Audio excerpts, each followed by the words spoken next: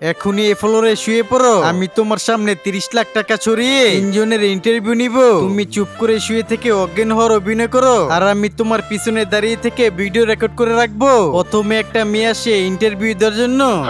ওরে বাবা রে বাবা, এই মেয়েটার আবার কি হলো? দেখে মনে হচ্ছে মেয়েটা মরে গেছে। সামনে দেখি আবার লাখ লাখ টাকার বান্ডিল। এই সুযোগে এখান থেকে আমি 8 লাখ টাকা নিয়ে যাই। তার কিছুক্ষণ পর আরেকজন ভদ্রলোক আসছে। ফাইলের সিবি গুলা পরে যাওয়ার সময় সর্বনাশ কাণ্ড, এই মেয়েটা এভাবে শুয়ে আছে কেন? এই সিকিউরিটি, মেয়েটার কি হয়েছে? স্যার, আমি তো অন্ধ, চোখে দেখতে পাই না। ভদ্রলোকটা সিকিউরিটি গার্ডকে সত্যি সত্যি অন্ধ ভেবে লাখ লাখ টাকার বান্ডিল দেখে লোভ সামলাতে পারলো না। ফ্লোর থেকে 10 লাখ টাকা তুলে নিয়ে যায়। সবার শেষে এই ভদ্র মেয়েটা আসছে।